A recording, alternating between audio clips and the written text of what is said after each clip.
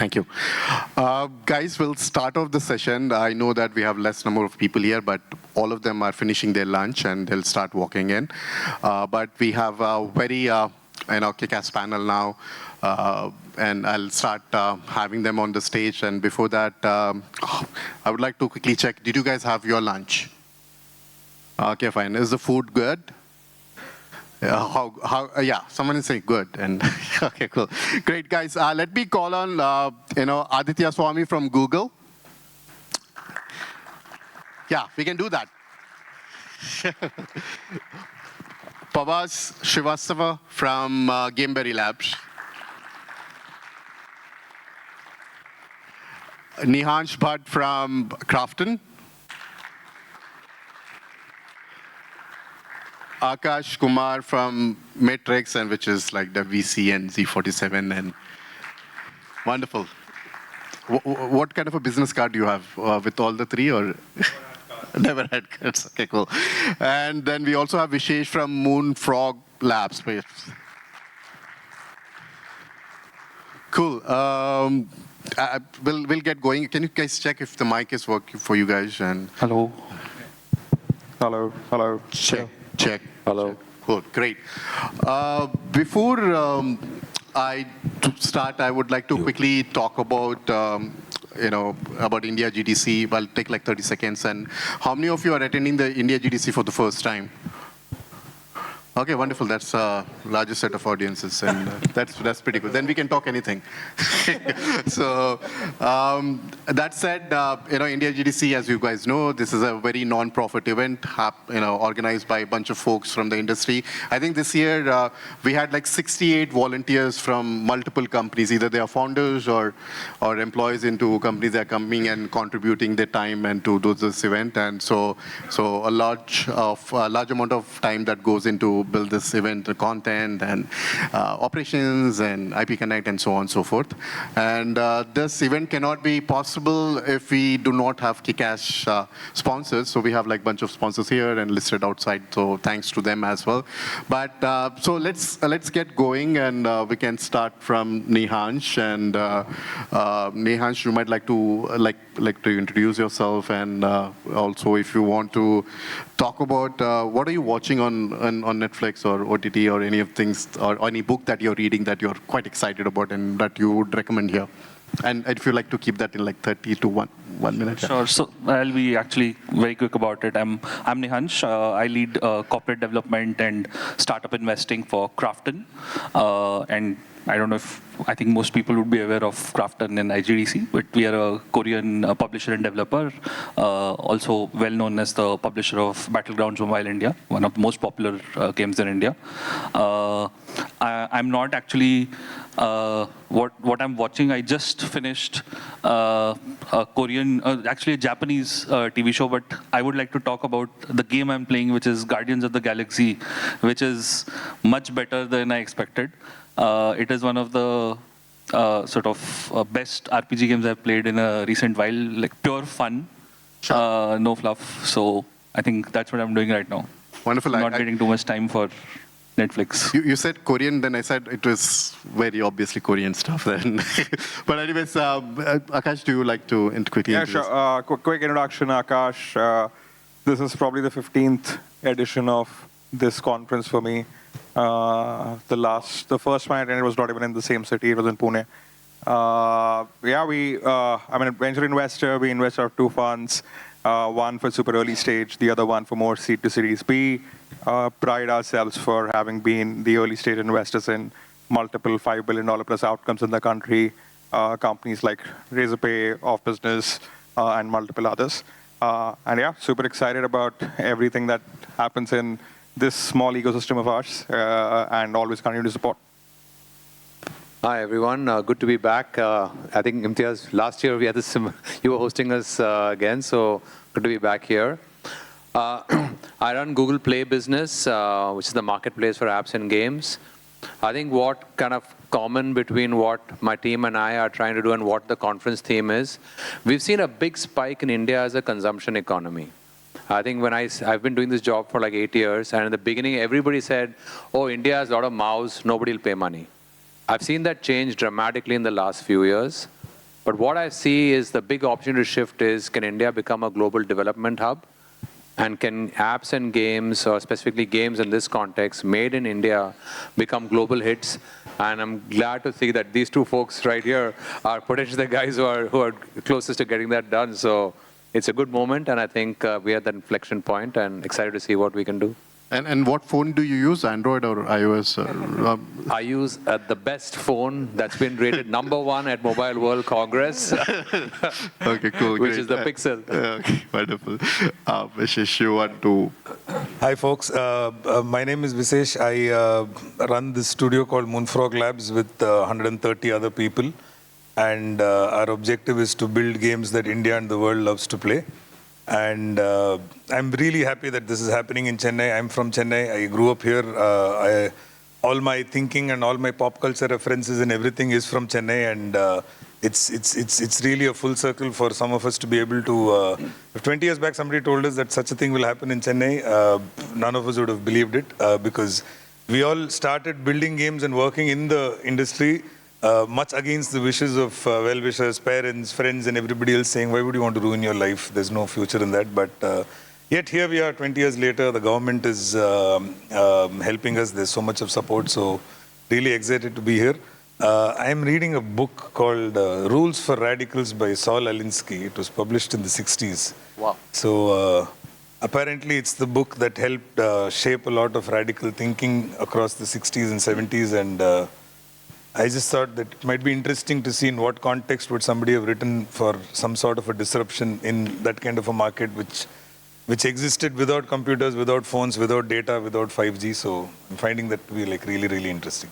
Lovely. And since you're from Chennai, if you have to recommend one good parota place, what would that be for the guys who are first time here? There is no one quick parota place in Chennai. Like, every parota place is awesome, and Chennai has actually completely gone nuts with the kind of restaurants it has. But I hear that there's one particular one in T Nagar called Kutralam Border. I don't know the full name, but that place is supposed to be like absolutely killer for That's part of your checklist, guys, before you fly out from Chennai. And Pawas, too loud to quickly introduce. Hey everyone, this is Pawas, Shrivastava. I lead strategy and founders office for Gameberry. We are also on a mission to build games for the world from India. And me and Visesh were just discussing off the stage that both the organization and like so many of us have exactly the same mission. We need to collaborate a lot more through events like this and outside as well. So hopefully we'll do a lot more of that as well. A book that I'm reading, it's called Misbelief by Dan Ariely. Dan Ariely is someone I've been obsessed with for the last 10-15 years. Love all the behavioral economics work that he's been doing. And a game that I've been obsessed with and playing, it's called Sorry. We just launched it. So if you've not played it, please go ahead and play it. Sure. And so we'll get going on this. Thanks so much for the introductions. And people generally talk about India, in general, is on everyone's radar globally and so on. They talk about all this growth numbers and so on. But if you guys, since you guys are so much close to the ecosystem, if you have to pick up this one qualitative, point that that's stands out in your observation, what would that be if you have to say? I think for the Indian market, I think one of the key things that we see is that because the user has access to, I think, the best products globally, you need to think global when you're trying to create something in terms of quality at least. You cannot compromise on quality. And if you think that, of course, Indian users would like local context, local cultural nuances, but those cannot be sacrificed at the altar of quality, right? Quality you need to meet a certain quality benchmark to even get people to play your game. And I don't mean just in terms of the look and feel of the game, but in terms of the gameplay as well. That the game must be fun to play. There should be a code loop which engages you compared to a lot of other games that are available in the market. Otherwise, they'll just switch. So whenever you're building a product, you have to think global. And I think that's what, credit to a lot of Indian studios, and the kind of products they're building is something that is going to become popular in India as well eventually, right? As the Indian gamer who is now slowly experiencing different kinds of game formats and getting used to them, we do expect that more and more gamers will try out different kinds and different genres of games, and they will slowly become more popular. And as long as there are Indian studios which are building global quality products, there will always be, Indian studios who are popular in India as well. Sure. Aakash, you being a VC, I'm sure you receive a lot of pitches and all, but if you have seen this one change that happened in last 18 months that you are like super excited about and in general. So I think overall, what excites me is the fact that this nascent ecosystem in India, which has maybe been like 20 years old, is probably showing signs of early maturing, right? It's almost at a point where, similar to how in the world of software, sometime early 2010s, we started seeing that maturity come into the ecosystem. I think that's happening. A lot of companies are leading the front. We have seen early successes, finally, thanks to two gentlemen who are here and a few others. And that basically is starting that virtuous cycle. As more people who have gone through the craft, who have seen the build out at scale, right? And I think that's the key, which excites me the most, is that as a founder, you have two jobs, build things and sell things. I think being a very builder-first talent market, we do end up catching on to those things faster. But when it comes to the sell things side of things, of building a company or building a venture, we do a pretty shoddy job, right? And what is changing is, and earlier I think someone brought it up, that global quality, I would rephrase it, right? Hold yourselves up to global standards of building a venture, right? So I don't think it's just quality. It boils down to just trying to distill the art and science of your category and your segment. But at the end, it boils down to building a strong venture. A generational company is now a lot about just accumulating resources. I think the answer is clear. Over the last 4 decades of company creation, what we have seen is best companies are just insane resource gatherers, right? They accumulate resources both in terms of funding, talent, anything that you can think of. They keep snowballing down that path. And that is the one single correlation of one with success, right? Nothing else. And I think that's where excited that same snowball that we started seeing in the world of software, where founders started getting into that mode of saying, hey, listen, I need to learn the art of building a generational company. I think in gaming, we're seeing that now. Sure. And Aditya, you being from a platform that a lot of people rely on, and how do you see? And maybe I'll ask a question to the audience. How many people are using some AI tool to boost your productivity? I think it's a pretty good number, and that's what I want to talk about, like AI in gaming. Like, I think there's a lot of people sitting, and include the people in the room or not, but are people on the edge saying, hey, should I embrace this AI or not? And I think AI in gaming is going to change the way games are built. It's going to change the cost at which these games are built, the time at which it takes to build games. So I think the developer community that can deeply embrace AI and use it as a tool that will enhance their productivity, I think is going to be a huge trend. And I think in India, given that there is so much user of our product, our AI product, Gemini, India is one of the highest markets globally in terms of user adoption. But I think developer adoption is really what I think is the next frontier. And I think as the development community really gets comfortable with these tools, it will change the number of games we create, the pace at which we can create, and that's the boost we need. So I think AI in gaming is the thing that's going to really be the next exciting frontier for us to get our hands around. I agree, and I'm not sure if you can talk about, are you guys doing anything prompt to game kind of an engine right now? Are you doing anything too? Prompt to game kind of an engine? So I think it's not prompt to game, but prompts to create different screens so that I think our video tools are getting better. So we have a tool called Whisk, we have VO3 that allows you to create visual elements of the game just off prompts. And the beauty of the tool is as you serve more prompts, the tool is just getting better. We're running a program now with Unity on training game developers. And a big part of that curriculum is what AI tools and how to use them best to enable game development. Sure. And Visesh, you have been in a company which is doing so much stuff for Indian audiences and obviously global too, but have you seen anything that changed from last 18 months or so?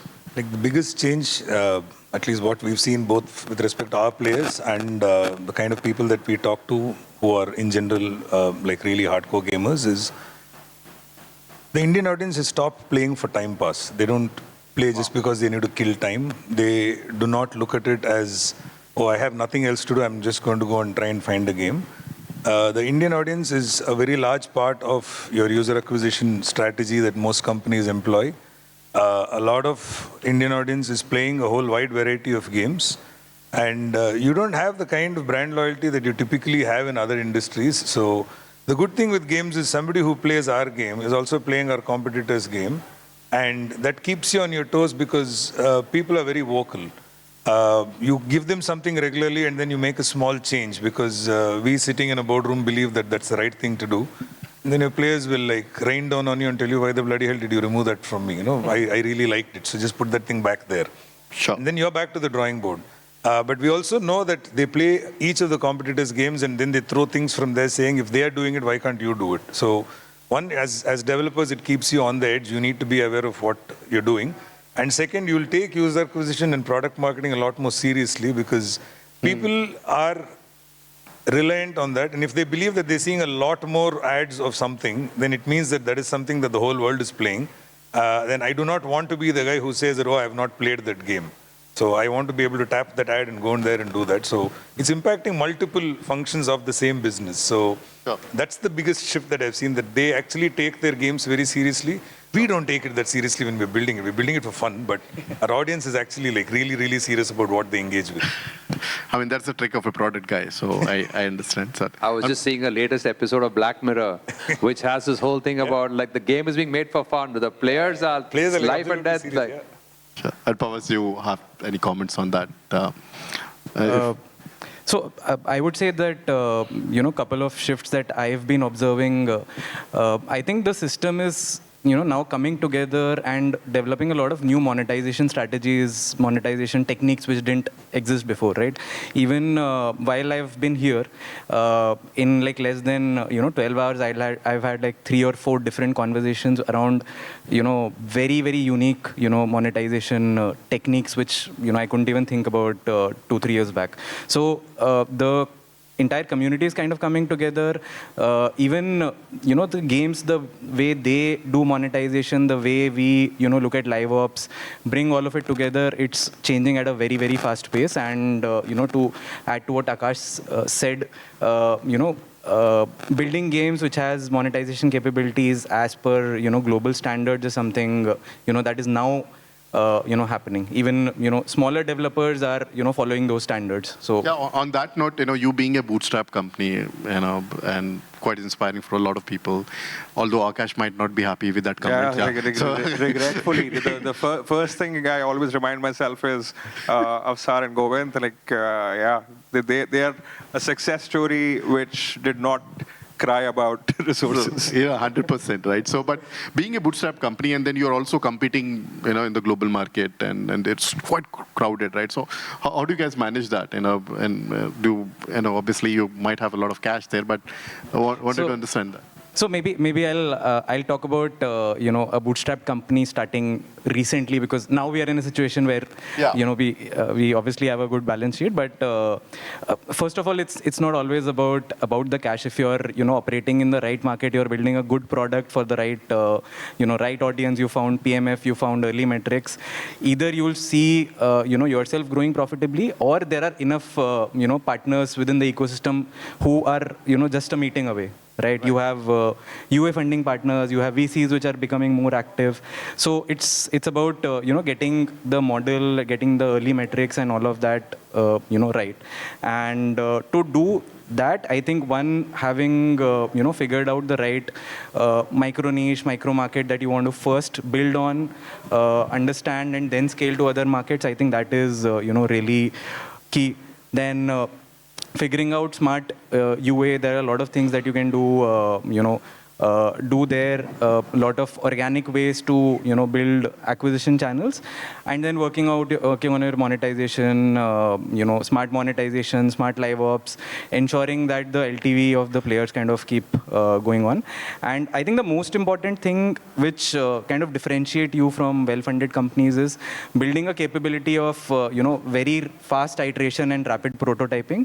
If you're able to do that, then, big organizations with a lot of money are, also stuck in complex environments. So if you can be small, nimble, agile, and solve for the first three things that I told about, then getting to those early metrics should be doable. Certainly, and Maybe I just want to add something on this metrics piece. What I've seen working with apps and games across different countries as well as Google is that if you obsess on one metric, then the whole organization is running in one direction.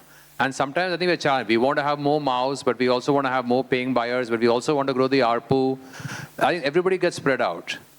If the whole organization can be obsessed with just one metric and chase that, I think that's when you see the needle move the most. So I think for all of you who are, in studios and, you're trying to do everything, you want to grow user base, but you also monetize, it's difficult to chase many things, and having that singular obsession really is the path to success. yeah, since you have the mic here, I would also like to understand, Aditya, I'm not sure how much you can comment on that, but what kind of insights that you're seeing as a Google Play, and anything that you can comment, and you can easily pick up someone. Yeah, he's an LTV player, and you might be knowing everyone who is LTV. I mean, I'll just start maybe with the quantitative side and then go maybe more qualitative. I think quantitatively we've seen, we are just releasing, Mixi is releasing a report that we are, partner with them. The Indian gaming industry is booming. It's going to be almost 30,000 crores by the end of by 2030. So we see a lot of positive momentum, 20% plus CAGR. It's growing very fast. The number of players are getting added. Last year, said 500 million. This year, 600 million. So I think numerically, it's going well. I think one key trend that we are betting big on is PC gaming. It's a mobile-first ecosystem. Everybody's building for the smartphone. There are 85 million PCs today in India. Just put that in perspective, connected TV is 100 million. I think everybody in this room has a smart TV in their house. PC is not far.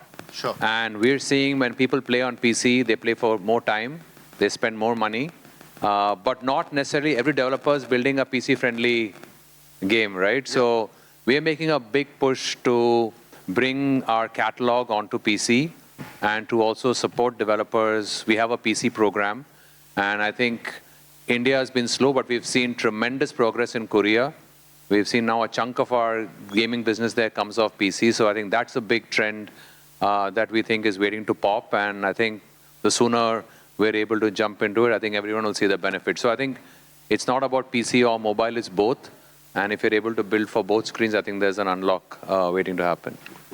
I know there is Chrome OS, but will there be another OS specifically for PC? You don't have to comment, but just check. Okay, cool. Aakash, you have been looking at deals, and from last you said this is like 15th edition that you're attending. But what are the changes that you have seen in the deal flow, and what kind of pitches that you're receiving these days? Slightly a dampening answer, but quality of pitches hasn't gone up. And I think, it boils down to the same small things, right? I'm yet to hear a pitch from a gaming company, which would come to me and actually come with consumer insights. Hey, it's great to just think of your world as a dashboard and numbers. Even at your small scale, if you can't do that, there is something seriously off in your art of building a product, right? And again, this is just, I'm sharing the perspective from an outside when you think of how good businesses are built. Another one, which is, again, as I said, it's a dampening answer, yet not seen. Hey, like, have you thought through or tried to simulate your actual segment, micro niche, whatever you're building? Have you tried to simulate the curves for that? Right? That's saying that, okay, at this is the kind of sensitivity if I play with, this is what my trajectory could look like, this is how my CAC scales, this is how my LTV scales, this is the kind of output depth that works in my category, this output depth correlates to this sort of a day 70, 30. Have you even tried to simulate before picking a path of a business that you want to pursue? So I think those sort of things are missing. What has surely changed is, I think, again, because we saw certain scale-ups happen, there is at least familiarity to the concept of live ops finally, right? I think there is some semblance of at least doing early instrumentation, which has kicked in, which is very healthy, right? Earlier, we used to see games which are also post-traction, who haven't instrumented data properly. So I think those basics have changed. Yeah, I think the one thing I would push for is talk to your customers. Nothing is so large scale that even in consumer tech, non-gaming, people still talk to their customers, right? And they talk to their customers when they start, they talk to their customers when they've scaled. Do that, it'll probably end up helping build better businesses. Sure, and if you can answer this, another question that I have on this note was, is it true that people say that, put AI in your pitch deck and very likely he'll talk to you? Is it real? Yeah, see, so... Well, just it's a contrary to what I just said. No, so I think I would think of it as, obviously you can't whitewash your company or your org with AI, right? Or whatever it is. AI is table stakes, right? It might seem stark that, hey, put AI in your pitch and it will get funded. By the way, I mentioned earlier resource gathering and funds is one, capital is one part of it. Sure. There is zero capital attention, honestly, outside of AI for a very single reason. For people who have money and who are distributing capital, they are looking at the most generational, largest ever market cap dislocation happening somewhere, right? They have zero incentive to pay attention to something which is still,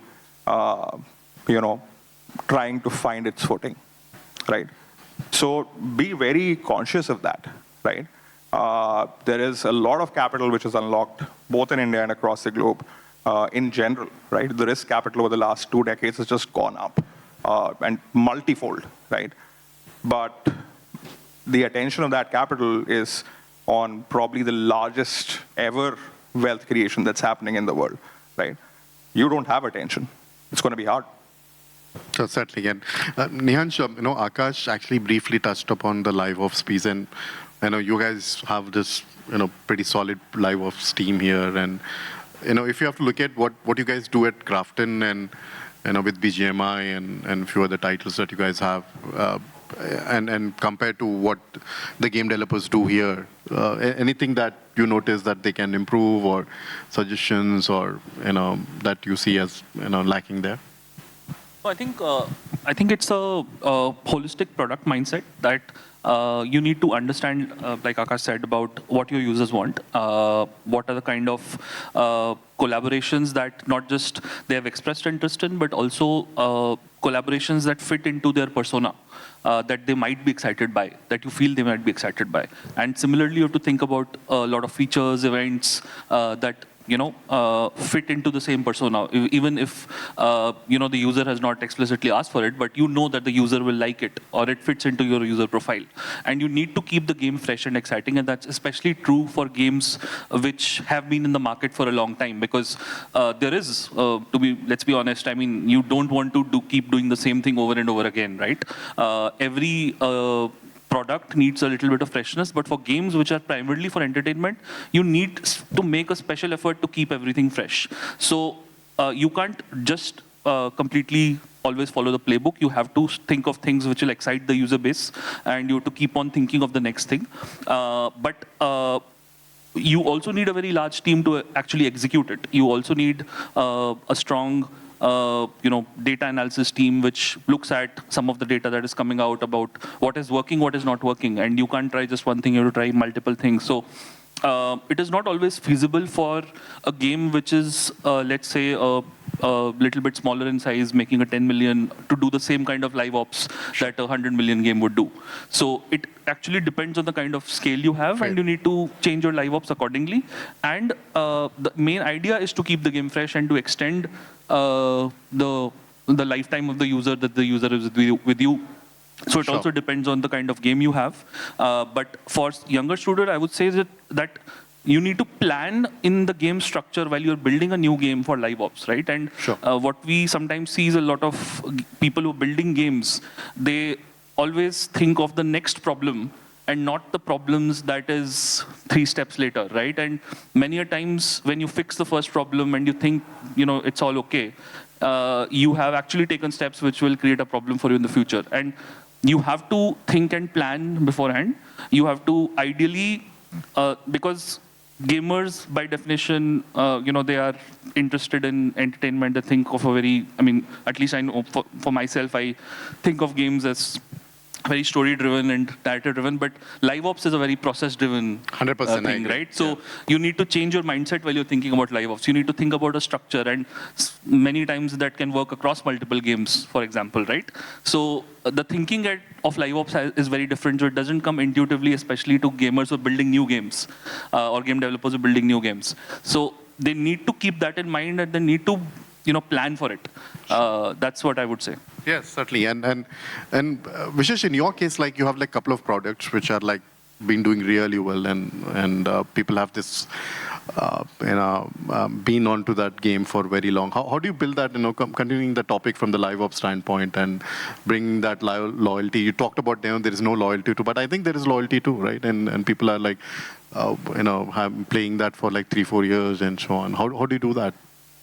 So one of the key things that we discovered early on is the more you talk to your players, the better you're off as a product, and both as a developer, as a studio, as a company as well.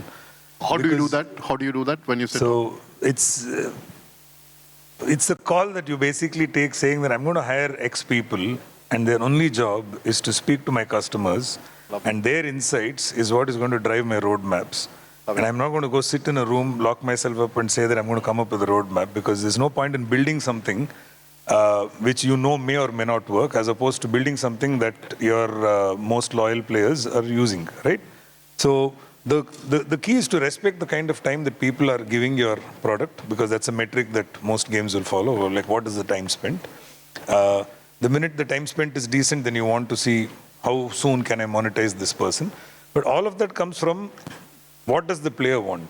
Like, are we building something that the player wants? So in Moonfrog, at least, across all of our games, one of the key things that we built from the days when it was bootstrapped till through its funding stories and through its acquisition story till date is the conversation with the player is the key. And you must dedicate a bunch of people, and it must be cross-functional, because an engineer needs to know how a player is thinking, because the engineer will then understand why is the designer haggling for something to be built in a particular way. This is just a button, I'll just make it tap, as opposed to I want the button to bob, bounce, and scream at you when you're tapping on it. And the QA person needs to know this, the management needs to know this, and that's something that we absolutely obsess about. So both in our card portfolios and our board portfolios, one of the key activities that goes on is meeting the users regularly, having sync-ups with them, showing them things that we are building, taking their feedback, asking them to critique things that they absolutely hated. Sure. The more we keep doing this cycle, we see that all of these metrics that everybody talks about, which is like ARPU and Sure. increasing your LTV and having better D1 retention and moving a whole bunch of your funnel from D1 to D30 becomes a lot simpler because Sure. you're doing the hard work upfront. I don't think anybody can sit together and put a plan to be able to crack D1 and D6. That's not possible.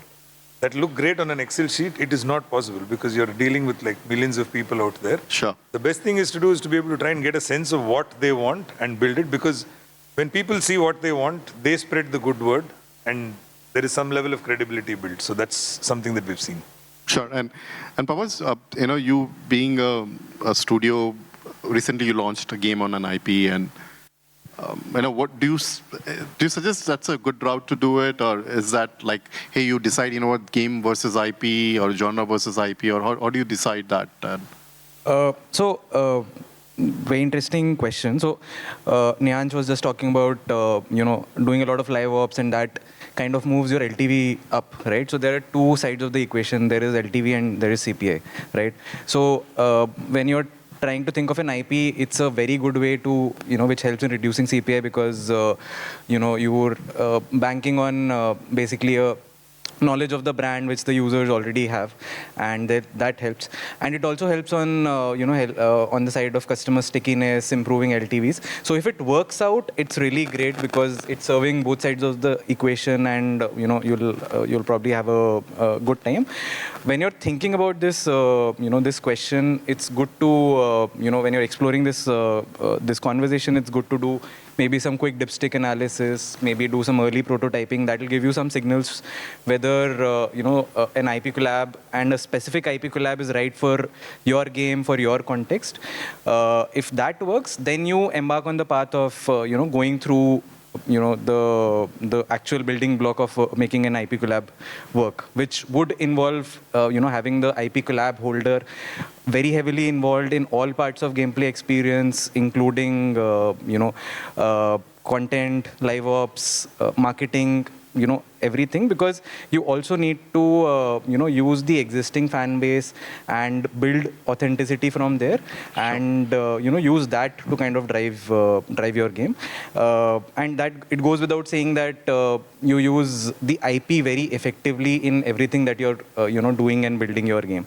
So yeah, if all of this is kind of making sense for you, then it can be like a great lever to ensure success for your game. Sure. So we are short time, but I would like to have like a couple of questions each of you, and so that you can keep that in 30 seconds. So you started Kiki program, and do you think we should do more of that?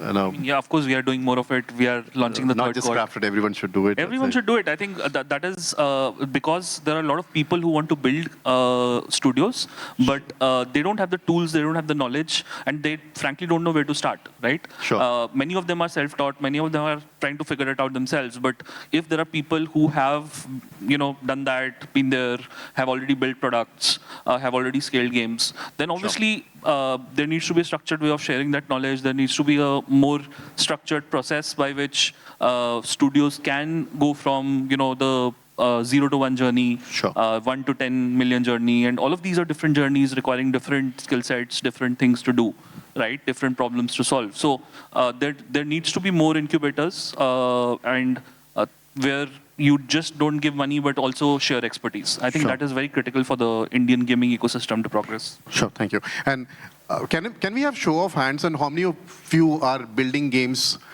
for India specifically? Okay, and or I should have asked the question the other way. How many of you are building for global market?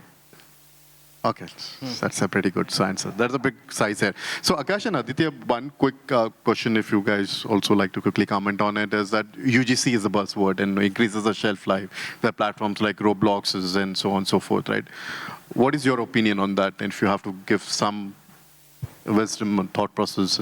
I can start and maybe you can add on. For us, like for gaming, Play Store and YouTube go hand in hand. We see games that have an active footprint on YouTube are the games that get installed the most, and vice versa. And I think building a social community around your game and having that YouTube feed into your, your user base is fundamentally very important. I think YouTube influencers, as we're all seeing, are becoming, or social influencers carry a lot of weight. I've seen several games are doing a lot of their live ops promotion, not on any other platform, but in-game and then on YouTube. So I think if you're able to find a way to have a bridge that seamlessly moves people between these two platforms within, I can just talk about the Google ecosystem, I think that unlocks a lot of value for the developer. Certainly, and Aakash, you have an opinion as an No, VC? so I think similar. I think AA, community and social social video, YouTube, everything needs to be core to your go-to-market. And actually, if you look at more software industries, the one thing we've learned always is go-to-market and product are not decoupled. They're very, very tightly coupled. And I think that's what's playing out, and we're seeing it across sectors. So yeah, nothing more to add. Otherwise, UDC is a buzzword. It matters. It's super real. It's super powerful. That's how YouTube got built out. But it's like network effects. Don't chase it. You can't orchestrate it in super early stage. Like the core UDC, the way you were asking of it, you can't solve for it. You can't orchestrate it. That's a right and some part serendipity that happens on its own. Keep trying. There are a few things that we have learned as an ecosystem which you can try, but don't obsess about it. Sure.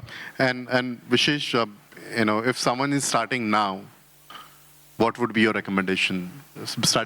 Building a game now. Studio now. So the real answer I have, Don't start the company. Given the amount of government folks that have hung around, one is spend a lot of time understanding the tax structure of what you're trying to build. 90% of the people that I've met recently who complain about the existing system is purely because of lack of awareness of how taxation works. Like what you pay as income tax is very, very different from what you pay as tax when you're running a business. When you're running a business that makes money in India, you are running a business from India that makes money from abroad. You're trying to work with, let's say, partners who live, who are operating abroad. You're trying to license things that don't exist in India. There's a whole lot of math around this, which is extremely critical for everybody to understand. Sure. Because if you don't understand how that math works, you will spend a lot of time in trying to understand the math and not build the product that you want to build. But that question is great because having seen this for like 20 odd years, I've seen everything that I have to see. So if I have to start all over again, then it's great. I'll have the smallest possible team. I'll be social first. I'll do my research on UA. So it's a tricky question to answer. But the point is, the one thing that will be common is always have your team as small as possible. Most people end up hiring more than what they need, and then they start creating work to be able to fill up the number of people that we've hired. Sure. The day you do it, you know that you're not doing something right, and you have to keep pegging back. And that's the key, and that's the most tempting thing to do, and it's also the most difficult thing to not do. So that's the biggest. So I'll have this one last question for everyone, but if you guys have any questions, please raise your hand, and can we send the mic to folks there who raises the hand? So Nihansh, we'll start with you. If there is this one thing that you're really excited that's going to happen in the next 2 years in the gaming scene, what would that be, and someone should bet on it? I think we'll see many more Indian games become popular globally. I think that's a key theme that we see happening, that Indian studios are already building good games. Of course, they're not building AAA games yet, which are of global quality, but that's very natural, right? And every market has gone through this evolution, but we're already seeing Indian studios building games that can work globally. And that is something that I'm really excited for to happen, because some of those studios will then upskill and start making AAA games as well with much more longer development cycles. And more importantly, many of those founders may sort of, leave those studios and then do something more interesting in, AAA side. So that's something that I'm really excited by. Yeah, certainly. And a lot of people who built companies, they were -1s, -2s, and built some big products and then starting. So excited about that. Akash, you being a VC, you also look out for people like that, and just to comment on that. What am I excited about? Yeah. I think democratization of game making is now opening the space up for a lot of entrepreneurs who potentially had nothing to do with gaming, and they're stepping in. And that really excites me personally. We have backed 2 companies which are from that sort of a archetype. Because I think, again, it goes back to the same thing, that we do need probably new infusion of talent who are more UA first, customer backwards, and just very strategic in the art of building a business around gaming, and which would then obviously just be a great seed or a good thing on back of which the platform can grow. Sure. Aditya, you and guys, please raise your hand, and we have our volunteers who can get the mic to you. So, I have a question. So, yeah. I look forward to seeing several global gaming companies set up large product and design teams in India. And as that global workforce starts interacting with the Indian gaming workforce, it lifts the level of gaming in India, and India truly becomes a gaming hub, and the top grossing title within India is an Indian title. 100%, definitely. And Visesh, you? The thing that I'm most excited about is the change in the mindset of the consumer, because the consumer today is a lot different than what we've been chasing all along. And the one key learning is that I'll just repeat what I said earlier, is that they would like to explore every possible title that's there in a particular genre that interests them. So we can't thrive on the fact that, oh, I got this user, now that's it, I have him for life, because they're also playing everybody else's game on the same genre. So to be able to retain people like this and to be able to do the business right, the exciting thing is that businesses have absolutely no scope of any kind of complacency, which means that all of the playbooks written by all of the great people for the last 10 years, which has never been read and adopted by anybody, because those are the simplest things to do. Sure. Because the brain tells you, oh, if it's so simple, then everybody should be a millionaire. But that in fact is the truth. So I think all of that people are going to take with a lot more seriousness and pay a lot more attention to what they're doing. But Sure. the thing that I'm more excited about is that building fun is as important as making money. And that shift is happening both in terms of the developers doing it and also in terms of the expectation of the customer. So that bridge has become smaller to be able to cross now. Pawas, you? Yeah, so very quickly, I think what I am most excited about is the monetization potential of India getting unlocked. We have hundreds of millions of players. We've seen that they have an appetite to pay through OTT, through RMG. It's just that their monetization potential, we've not been able to innovate enough to unlock that monetization potential, and that's definitely going to happen in the next few years. There are a lot of innovative models. Like we have a social model called Clubs, which is on top of our Ludo and Ludo app, that really monetizes the users in a completely different way. So a lot of those hybrid models of monetization, in which it's not just ads and IAP, it is also social, it is also content. All of that is going to come up and shape the ecosystem. Sure. Thanks. We have a question here. Anyone else who have a question while he's asking that, please raise your hand. Yeah, sure. Hi, my name is Robin, and really great session. I joined a little late, but it was really engaging. I just ended up just standing there and listening to you guys. So thank you so much for that. The panel mentioned about the community, that gets formed amongst the game, right? Amongst the community that is there, the gamers, and you guys are kind of helping to bring a lot of people together, right? Whenever a game gets out. So while the community has its pros about having the viral factor, getting the questions answered, and whatnot, I'm curious to understand your opinion about the negative aspects of it, right? Specifically when it comes about bullying or any kind of other toxic behavior that exists in these communities. So, since you guys are into it, so I'm just curious about, what is your opinion, particularly on this aspect, considering the landscape that we have in India and something that is being growing right now.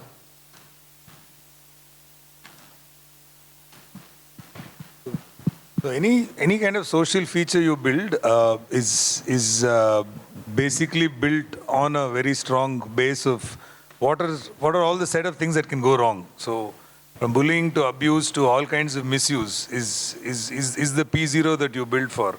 But there is no perfect solution for that either. So part of it is solved with tech, because today tech is a lot more smarter in being able to identify these things. A large part of it is also solved by having people across various geographies that you operate in to be able to act as moderators who are able to control the kind of conversations that happen across these communities. So there are two types of things that happen. One, when you go actively seeking out your players to be able to get feedback. The second is when you have really social features where you allow players to interact with each other. That's where a whole lot of these issues happen. I let Pawas answer it as well, because both of us have features where we have these large social features, but that's pretty much how you solve it. But like I said, there's no perfect solution. You will get it right 80% of the time. 20% of the time, you may not get it right. And there are solutions for that, but there is no picture-perfect solution yet.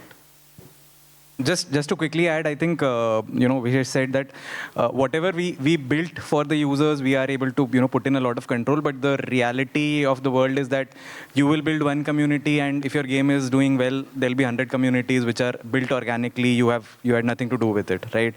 So I think there we rely more on our partners like, Google, Meta. They are doing the, control on, these kind of behaviors. But I think together as an ecosystem, everything is improving. So what we built internally as well as what gets built organically, the systems are improving to ensure that, the impact or the negative impact of that is lesser and lesser. Okay, so wonderful session. I was here for like the full thing. So it was really amazing.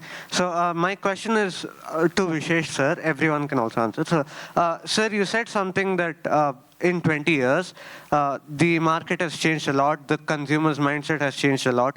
I mean, we can see that within the past 2 years itself. So I was wondering, how can a person identify that a change is happening like before it happens or while it's happening? Because it's pretty hard to identify that. So how can one identify that? I think everyone can answer. Yeah.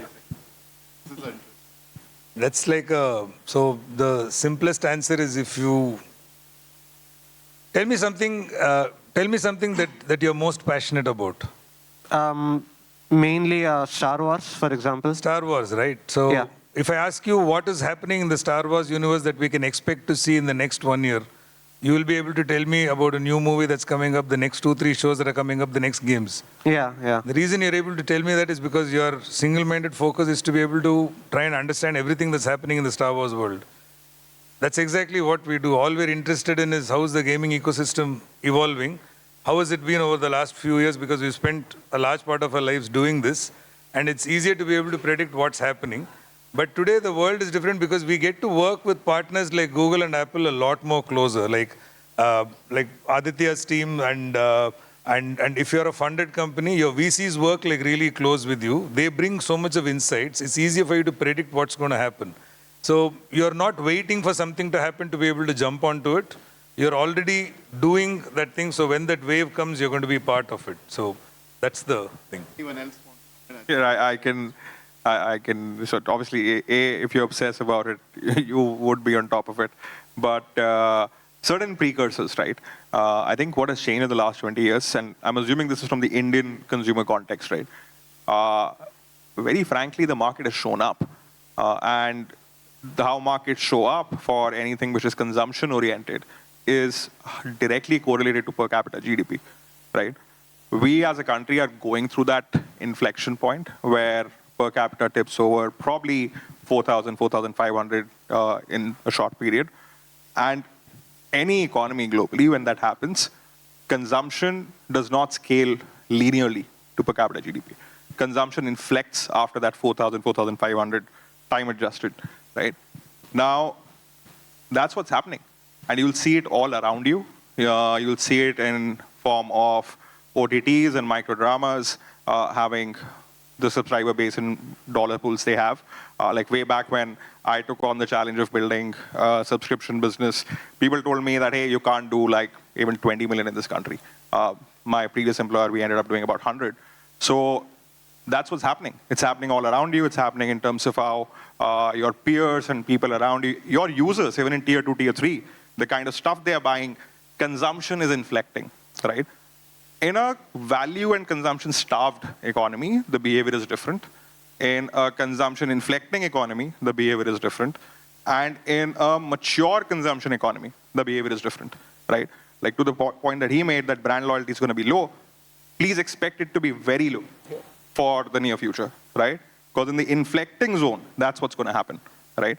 You won't see the kind of brand loyalty. You'll have to fight for attention every day with your product, all through the life cycle of a user, right? In a mature market, you get slightly more headroom to do that. So it's just how markets operate. It's a consumption market backwards view. I think. Okay, no, please. No, I think as a trend, premiumization is happening across every category. Everybody's upgrading to not just one level up, but 2 or 3 levels up. And the thing I do is, to answer your question, I talk to my most premium users. They may not necessarily be the most high value users, but people who are playing on the most premium device, for example, right? And think about what they are looking for next. Like, the best device is not able to give me what I want. Is that the next frontier? So I think talking to your most premium users, especially in a country where we have premiumization across all categories, is likely to give you some sense of where the next unlock is. But I think to something that you said earlier, it resonated well, that obsessive talking to the users. I mean, they're going to tell you, without directly telling you what, but if you read between the lines, you'll figure out which way it's going. When you say premium? I'm trying to be agnostic to all premium devices, but I think just premium users. You got to define what is a premium user for your universe, and if you define that, talking to them will give you a best sense of where the next trend is going to come from. Yeah, I think, of course, Visesh talked about subject matter expertise. That's very important, and more importantly, being passionate about it, but also reading about learnings in other industries, right? And especially if you predict the future for a living, right? So that's what any sort of investor would want to do. So there you have to take learnings from different industries, from different countries, from different geographies who have already gone through transitions that may be reflecting later in any other country. And you will notice trends, you will notice certain sort of corollaries. And with that, you can, project or understand or have a hypothesis about how things will go in the future. And then you need to keep testing that hypothesis against what is actually happening and see whether, your thoughts align with what is actually happening in reality. And that will give you a good idea of the way things are going. So that's a sort of small toolkit that we use. Do you have any comment, Pawas? Okay. I think we are out of time, guys. So we are like 15 minutes more. So I think we should close the session here. But thank you so much, guys. Thank you. Thank you all. Thank you for being a good Thanks audience. for the opportunity. Thank you so much. But all of these guys are here. Please meet them. You can meet them here or outside or Thank you so much again. And you guys have been great. Thank you so much.